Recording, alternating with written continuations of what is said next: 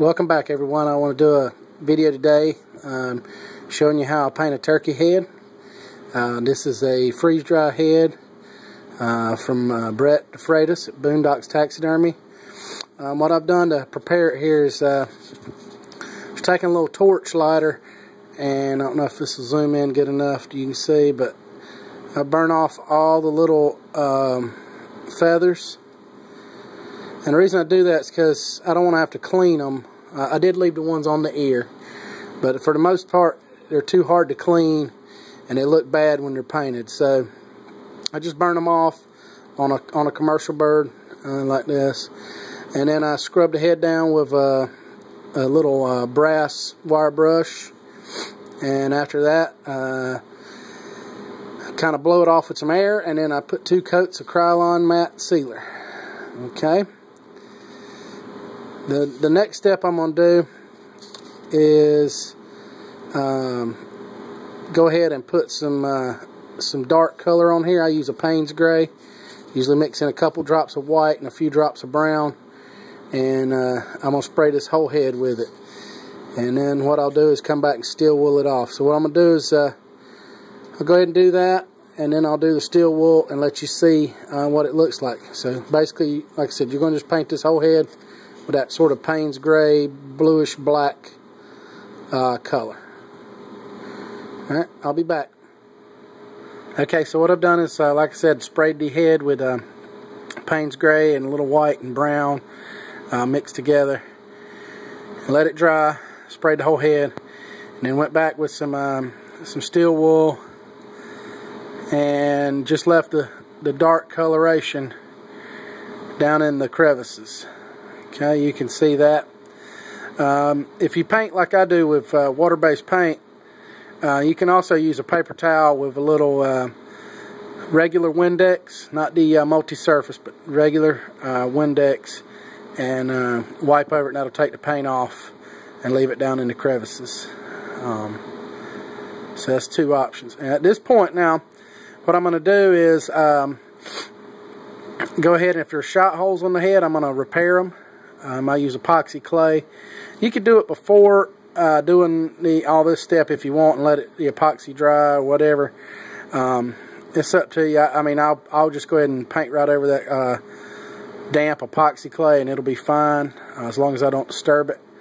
But that's up to you. But I prefer to do it after this step. And also, after you've sprayed this dark color, you can see which shot holes will be hidden and which ones are going to kind of stand out. I don't see any on this head that really need to be repaired. There's a couple places on the crown here that could possibly have been repaired, especially for a competition type mount, but for a commercial mount, they're going to be fine. My next step is going to be to go ahead and spray this head with some white. I'm going to apply it to the crown real heavy, a little bit down on the side of the face. I'm going to apply some to the snood right here, and then I'm going to apply some to the wattles. Alright, and this again is Wildlife colors that I'm using, water-based white. So I'll bring it back after I get that done. Okay, so I applied my white.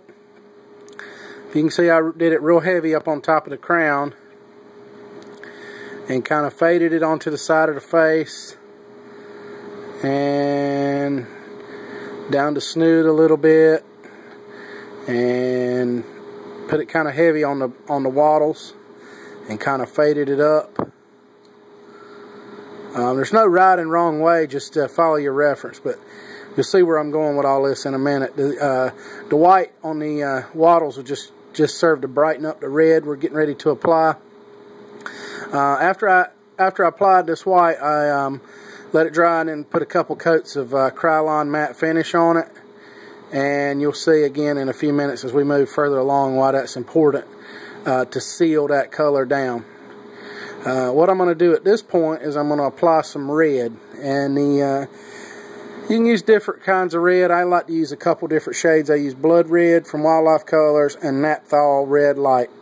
The Napthol Red Light is going to be my main red that I'm going to use, and I'm going to apply it to the snood and to the wattles, up the side of the head, and I'm going to apply it to the top of the ridges here on the head.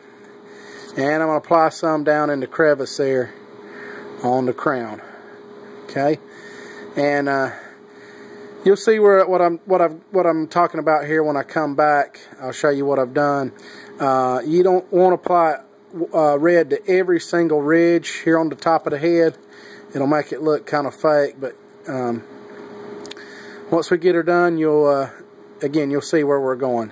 Follow your reference, and we'll be back in just a minute with the red completed. Okay, as you can see, I've applied the red real heavy to the wattles and kind of up the head. Let's see if I can get it in the light here. And I've kind of painted over the ridges. Not every one, but most of them. I painted the red, kind of faded it up the snoot a little bit. I didn't go real heavy. I'm going to blend that down with some blue. I've painted this red on top of the head. I'm going to take a Q-tip here in just a second with some Windex on it, and I'm going to wipe over that and just leave the red down in the crevices. Okay. You can see on the side of the face, kind of applied a lot of red. I'm going to go back over that with some blue to get a sort of a purplish lavender color.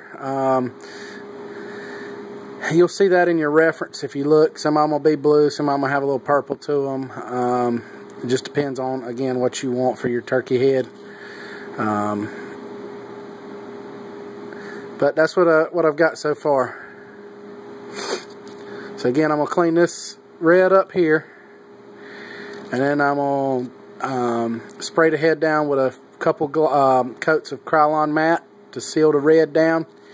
And then I'm going to come back in the crevices with some with a blue color. I'm going to use a sky blue, and I may darken it up with like a drop of Hazel Creek Blue.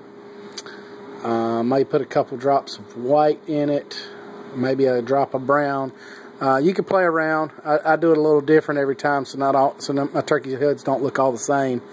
But you want a nice blue color. Follow your reference, and we'll spray that in between the ridges.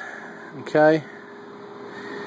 And with that Krylon Matte sealing that red down, I actually cover a lot of those ridges up, and then kind of use a Q-tip with some Windex on it to remove the blue off the top. I'll probably take a little of that blue and go on the snood right there at the top where it's joining the crown, and maybe put a little on the face.